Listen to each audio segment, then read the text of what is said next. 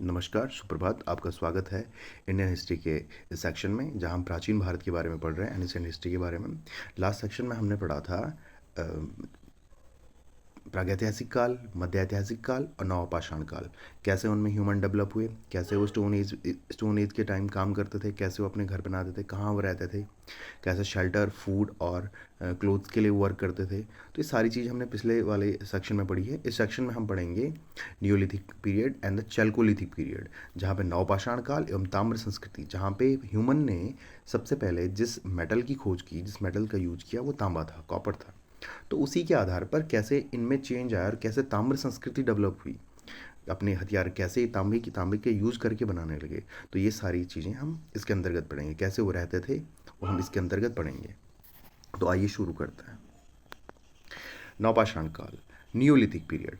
तो विश्व के संदर्भ में नवपाषाण युग का आरंभ 9000 ईस्वी पूर्व में माना जाता है, जबकि भारत के संदर्भ में बलूचिस्तान के मेहरगढ़ में एक ऐसी प्राचीन बस्ती मिली है जिसका समय 7000 ईस्वी पूर्व बताया जाता है। तो अगर वर्ल्ड के कॉन्टेक्स्ट में देखा जाए तो वर्ल्ड के कॉन्टेक्स्ट में भी नवपाषाण काल ही चल रहा था। अदर अदर जगह अगर देखा जाए तो अदर कंट्रीज में देखा जाए तो वहाँ भी नवपाषाण काल चल रहा था, लेकिन वो काफ़ी पहले, यानी 2000 वर्ष पहले के उसके प्रूव मिल रहे हैं। और जो इंडिया में है वो 7000 ईस्वी पूर्व, यानी 7000 BC में बताया जाता है।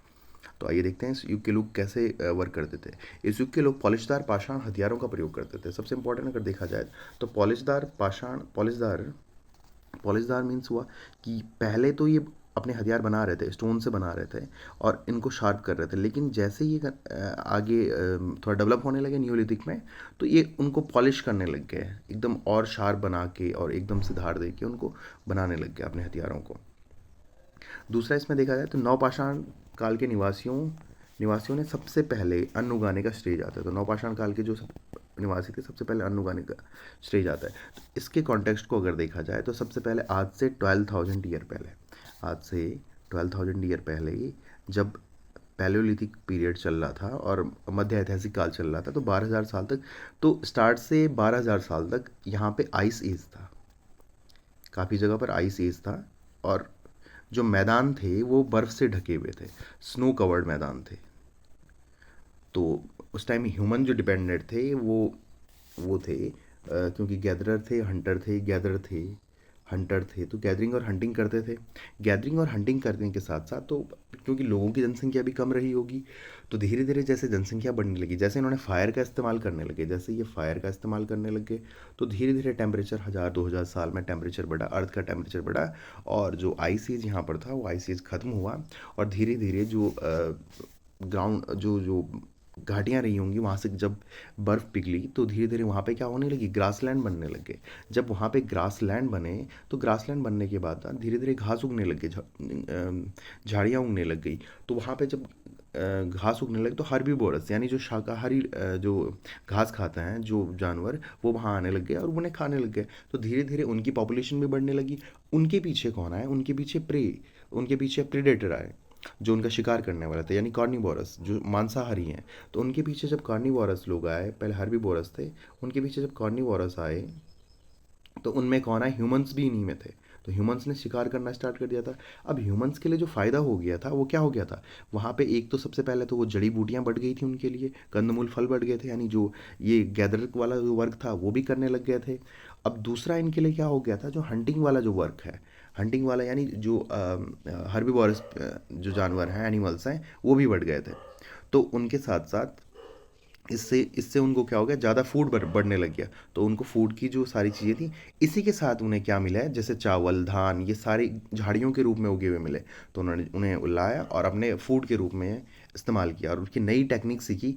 और धीरे धीरे ये सीखने लग गए थे कि ये किस टाइम उगते हैं और इनका कैसे इस्तेमाल किया जाता है। तो ये सारी कंडीशन नवपाषाण काल में होने लग गई थी।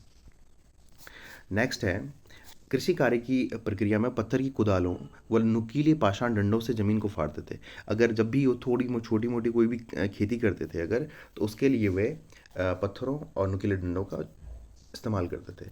वो मिट्टी के सरकंडे से निर्मित गोलाकार और आयताकार घरों में रहते थे। वो मिट्टी और सरकंडे, सरकंडे में लकड़ी से बने हुए, घासों से बने हुए आयताकार, गोलाकार और आयताकार घरों में रहते थे। आप देख सकते हैं नेक्स्ट में।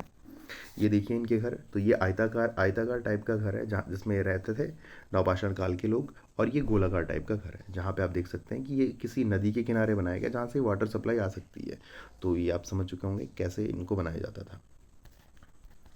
नेक्स्ट, अब देखिए नवपाषाण कालीन स्थल। नवपाषाण कालीन स्थल ये कुछ इंडिया में कहीं कुछ जगह हैं जहाँ पे, इंडिया में कुछ साइट हैं जहाँ से नवपाषाण कालीन के स्थल मिले हैं। जैसे आप देख सकते हैं बुर्ज होम, ये बुर्ज होम जो कश्मीर से मिला है।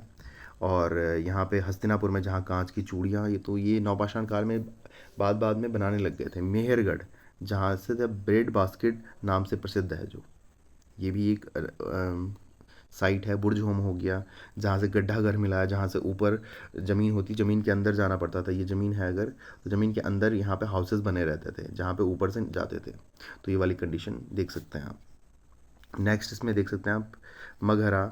दक्षिण भारत में सर्वप्रथम पॉलिशदार कुल्हाड़ी, तो सबसे पहले पॉलिशदार जो कुल्हाड़ी मिली है वो यहाँ पे नागपुर से मिली है। लिंग सुगूर से मिली है। तो ये साइट है सारी, आप देख सकते हैं कौन कौन सी साइट है, आप नोट कर सकते हैं। दूसरा इसमें गोल्ड का साक्ष्य मिला है, लेकिन गोल्ड का साक्ष्य नवपाषाण काल का नहीं है। और साथ साथ में इसमें ये काफ़ी इंडिया के प्लेसेस हैं जहाँ से नवपाषाण काल के चीज़ें मिली, जन ऑब्जेक्ट मिले हैं। अब इसके बाद जो डेवलप हुई वो हुई चैल्कोलिथिक पीरियड। नवपाषाण काल तो चल रहा था, धीरे धीरे ह्यूमन डेवलप हो रहे थे। अब इसके साथ साथ जो डेवलप हुई वो हुआ ताम्रपाषाण का, चैल्कोलिथिक। जैसे उन्होंने तांबे का इस्तेमाल किया, जिस काल में मनुष्य ने पत्थर एवं तांबे के औजारों का साथ साथ में प्रयोग किया, उस काल को ताम्रपाषाणी काल कहा जाता है। जहाँ पे पहले तो स्टोन का ही सारा वर्क कर रहे थे, लेकिन धीरे धीरे इन्होंने तांबे यानी कॉपर का इस्तेमाल करने लगे, तो इसे नवपाषाण ताम्रपाषाण काल भी कहते हैं। सर्वप्रथम जिस धातु का प्रयोग औजारों के रूप में किया गया वह कॉपर थी। तो आप याद रखिए, सबसे पहले जिस मेटल का यूज किया गया वो कौन सी थी? कॉपर थी। यानी अब पहले ह्यूमन ओनली स्टोन से बना रहे थे, अब वो उसके साथ क्या क्या करने लगे थे? कॉपर का इस्तेमाल करने लगे थे। वो एरोहेड कॉपर से बना रहे थे, वो बो कॉपर का इस्तेमाल करके बना रहे थे। और अदर चीज़ें जितने भी ऑब्जेक्ट बनते हैं, जितने भी सारे इनके टूल बनते हैं, सारे किससे बना रहे थे? तांबे से बना रहे थे। तो तांबे का जो सर्वप्रथम प्रयोग किया गया, जो इसके साक्ष्य मिलते हैं, तांबे का सर्वप्रथम जो प्रयोग के साक्ष्य मिलता है वो लगभग 5000 ईस्वी पूर्व के मिलते हैं, 5000 BC के। इसका प्रमाण अतरीपक्कम मद्रास से तांबे की कुल्हाड़ी। तो एक साइट है जहाँ पे अतरीपक्कम कोई हिस्टोरिकल साइट है, आर्कियोलॉजिकल साइट है, जहाँ से तांबे की कुल्हाड़ी मिली थी। तो ये आप देख सकते हैं। ताम्रपाषाण युगीन मानव ने भारत में प्रथम बार ग्रामीण सभ्यता की स्थापना की थी। तो धीरे धीरे आप देखिए, जैसे मैंने आपको बताया कि धीरे धीरे वो चावल के बारे में जानने लग गए थे, खेती के बारे में जानने लगे थे। कोई इतनी बड़ी खेती नहीं करते थे, वो जितना आगे डेवलप हुआ है। लेकिन ये धीरे धीरे क्या होने लगे था, ग्रामीण सभ्यता की ओर जाने लग गए थे। ये क्लैन में रहने लग गए थे, अपने साथ में ग्रुप बना के रहने लग गए थे। और साथ साथ में ये क्या करते थे, ये हंटिंग तो कर ही रहे थे, हंटिंग के साथ साथ ये क्या कर रहे थे, हंटिंग के साथ साथ ये क्या करने लग गए थे,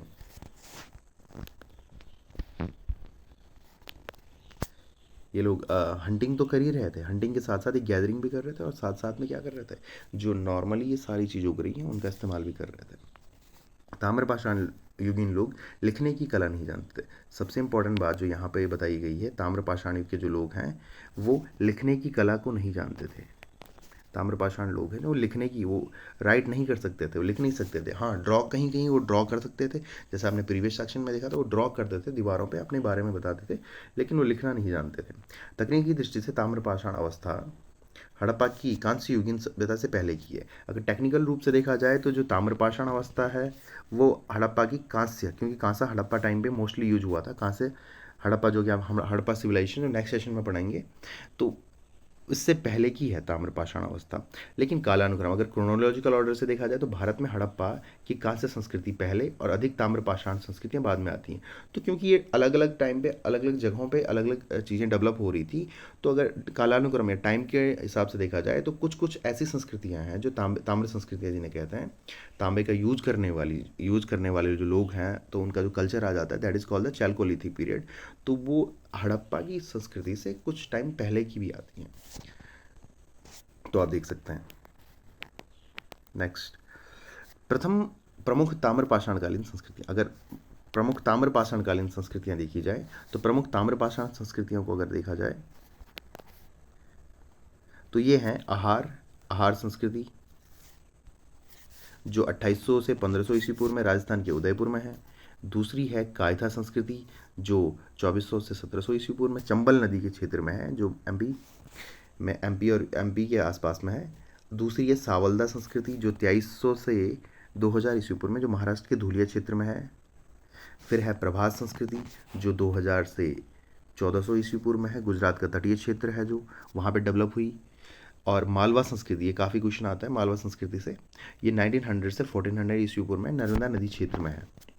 रंगपुर संस्कृति, यहाँ से भी क्वेश्चन आता है, जो 1700 से 1400 ईस्वी पूर्व में गुजरात के तटीय क्षेत्र में डेवलप हुई थी। और जॉर्वे संस्कृति जो सबसे इंपॉर्टेंट है इसमें, वो जॉर्वे संस्कृति है, जहाँ जिससे काफ़ी क्वेश्चन आपको एग्जाम में मिलेंगे, जो 1500 से 900 ईस्वी पूर्व में महाराष्ट्र का दैमाबाद व इनाम गाँव।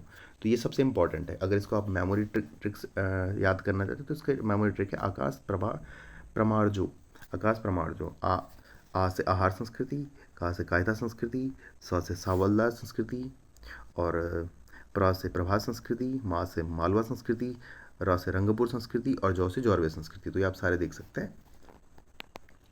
भारत में ताम्रपाषाणकालीन स्थल, अगर भारत में देखा जाए ताम्रपाषाणकालीन स्थल, तो एक मालवा ताम्रपाषाणकालीन संस्कृति की एक विलक्षणता है जो एक स्पेशल है। मालवा मृदभांड को जो वहाँ से मिट्टी के बर्तन मिले हैं, मृदभांड का मतलब होता है मिट्टी के बर्तन, पॉटरीज, तो ताम्रपाषाण मृदभांडों में उत्कृष्ट माना गया। आज तक के जितने ताम्रपाषाण मृदभांड हैं, सबसे उत्कृष्ट मालवा के पाषाण मृदभांडों को माना गया है। नेक्स्ट, जौरवे संस्कृति ग्रामीण थी। जो जौरवे संस्कृति जो इनाम गांव के आसपास में डेवलप हुई थी, फिर भी उसकी कई बस्तियां जैसे दैमाबाद और इनाम गांव में नगरीकरण की प्रक्रिया प्रारंभ हो गई थी। तो धीरे धीरे लोग क्या करने लग गए थे, साथ में रहने लगे थे, और जैसे वो हल्की फुल्की कोई खेती कर लेते थे, और हंटिंग और गैदरिंग तो चल ही रही थी। तो दैमाबाद और इनाम गांव से नगरीकरण की, मतलब बेसिकली नगरीकरण, वैसे नगरीकरण तो नहीं कहेंगे, लेकिन बेसिकली वो फैलने लग गए थे और वहाँ पे थोड़ा बहुत ट्रेडिंग करने लग गए थे, तो ये कंडीशन आने लगी थी। जौरवे स्थलों में दैमाबाद है, जौरवे स्थलों में सबसे बड़ा दैमाबाद है। लोगों ने सर्वप्रथम चित्रित मृदभांडों का प्रयोग किया, जिनमें काले व लाल मृदभांड थे।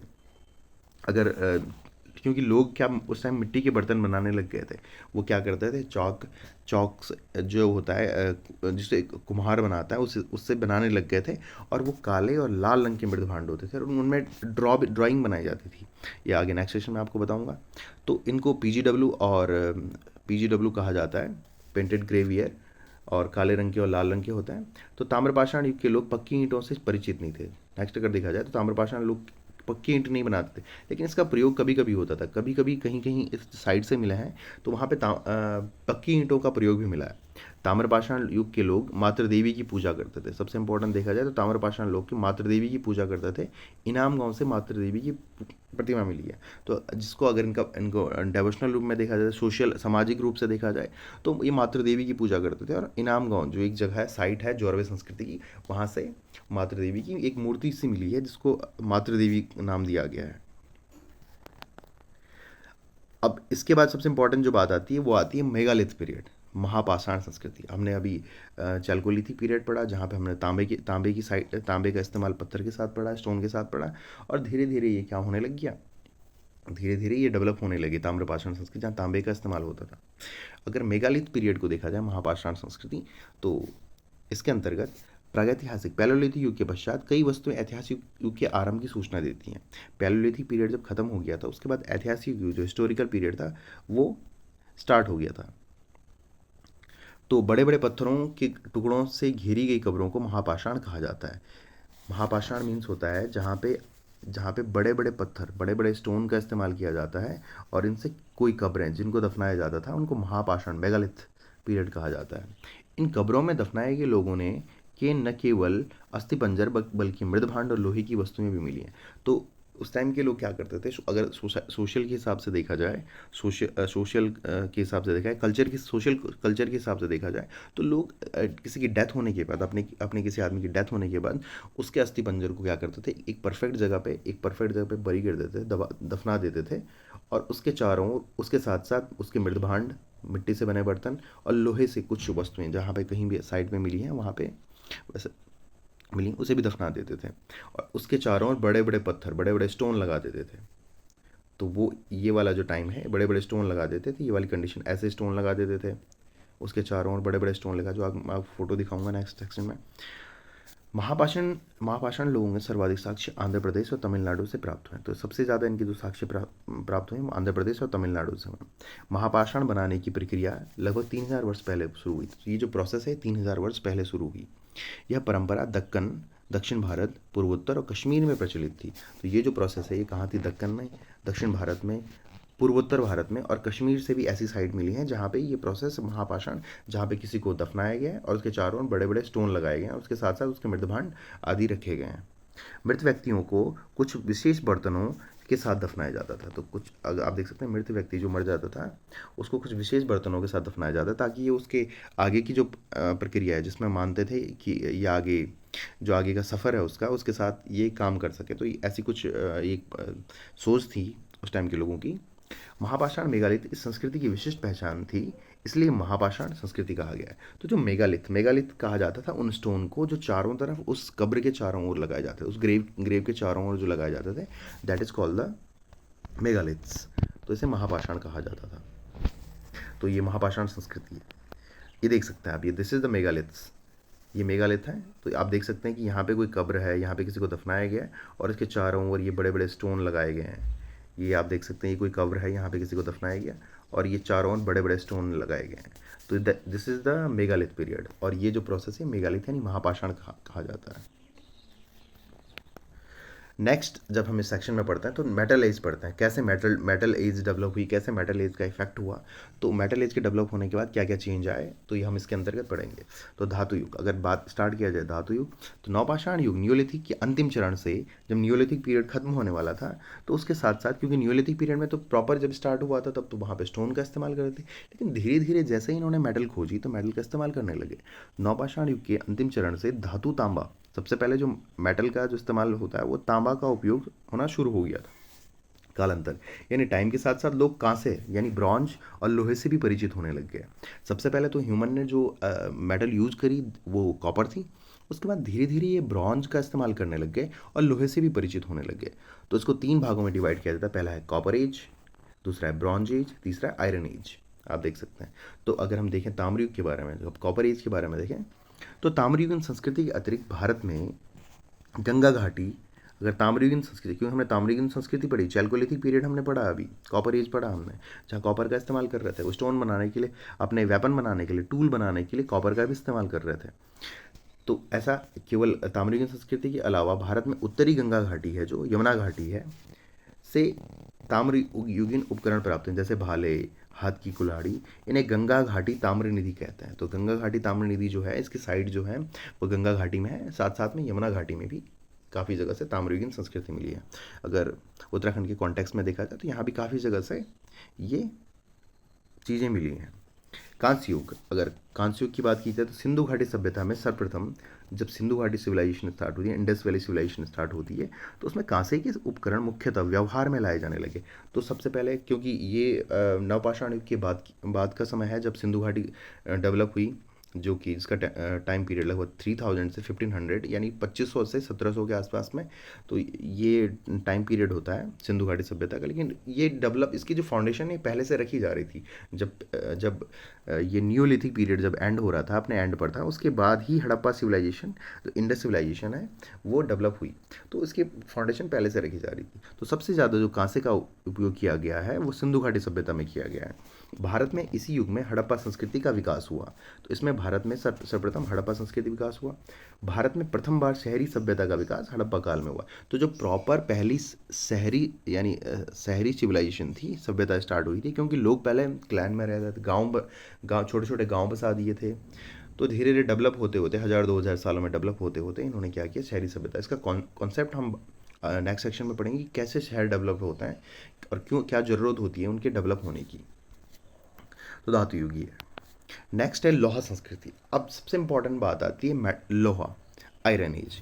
तो आयरन एज की जो समय है, मानव सभ्यता के विकास के क्रम में लोहे का प्रयोग मनुष्य ने 2000 ईस्वी पूर्व के आसपास सीख लिया।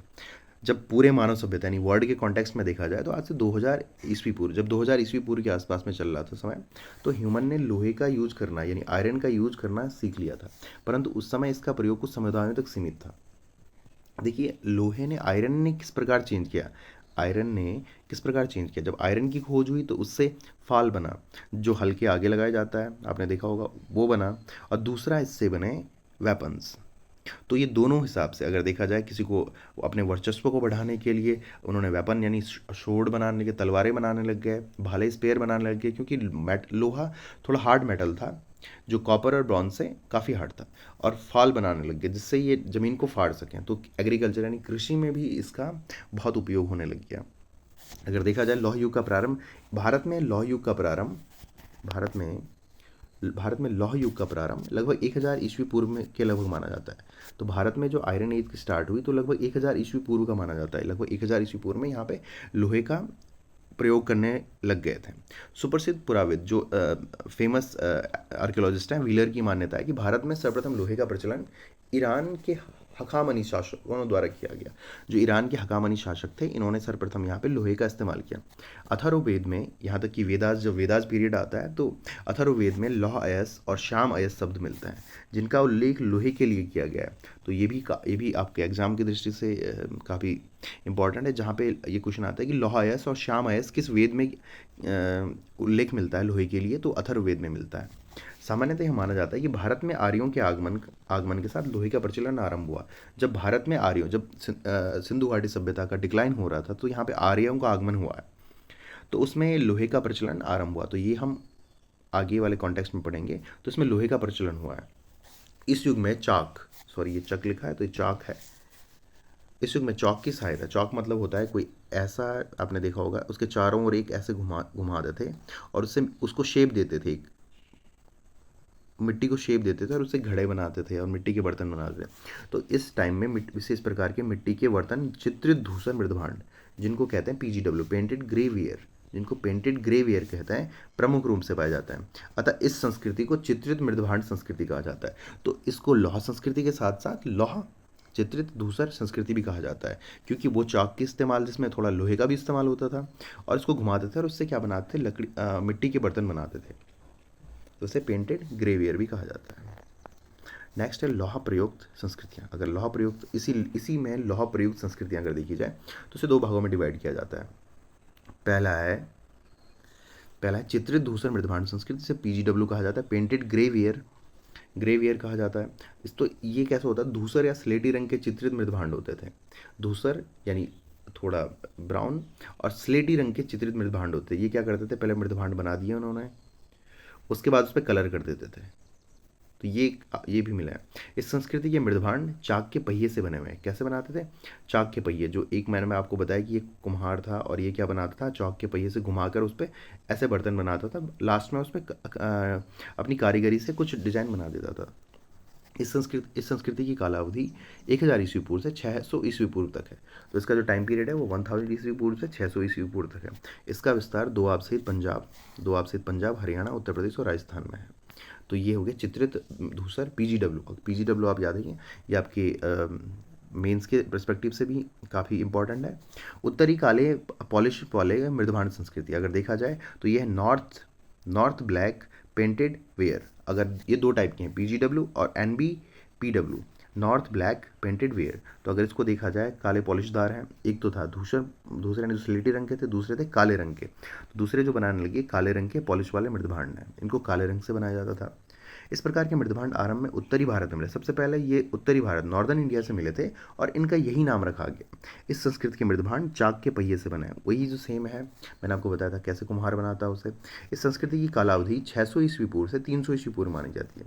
तो आप देख सकते हैं कि स्टार्ट में पीजीडब्ल्यू था, नेक्स्ट में ये एनबीपीडब्ल्यू बनने लग गए, उत्तरी काले पॉलिशदार मृदभांड संस्कृति बनने लग गई, जो 600 ईस्वी पूर्व से 300 ईस्वी पूर्व तक है।